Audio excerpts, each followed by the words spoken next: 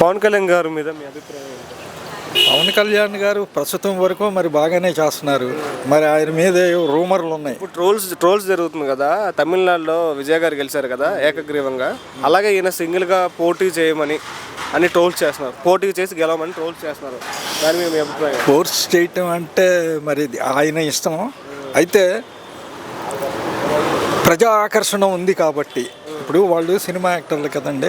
ఇప్పుడు మద్రాసులో కూడా ఎంతోమంది తలపండిన రాజకీయ నాయకులను కూడా తప్పించి విజయ్ గారు గెలిచారు. అలానే ఈయన కూడా గెలవటానికి అవకాశం ఉంది. సింగిల్గా పోటీ చేసినా కానీ గెలవటానికి అవకాశం ఉంది. ఎందుకంటే ఆయనకి ఇచ్చిన 20 సీట్లు పోకుండా 20 సీట్లలోనూ గెలిచాడంటే ఇక మరి అది ఒప్పుకోవచ్చు. ఇండిపెండెంట్గా పోటీ చేస్తే ఆయనే గవర్నమెంట్ వస్తుందని ఒప్పుకోవచ్చు. అది ఆయనకి పదవి వచ్చిన తర్వాత 10ని పక్కన పెట్టి సినిమాలు మట్టుకు తీసుకుంటున్నారని కొంతమంది అంటున్నారు. దాని మీద మీ అభిప్రాయం?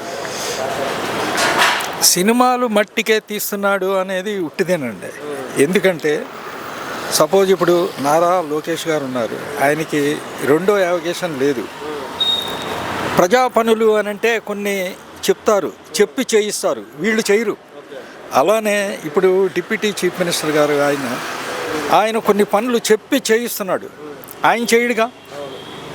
అది అందుకని అదొక దురభిప్రాయం అని నా యొక్క ఇది. మాటలో పవన్ కళ్యాణ్ గారి గురించి చెప్పాలంటే, ఒక మాటలో పవన్ కళ్యాణ్ గారి గురించి చెప్పాలంటే ఆయన పర్సనల్ జీవితంతో మనకు అనవసరం.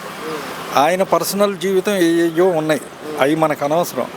ప్రస్తుతానికి ప్రభుత్వాన్ని మాత్రం బాగానే నడుపుతంలో మంచి వర్త్ చూపిస్తున్నాడు.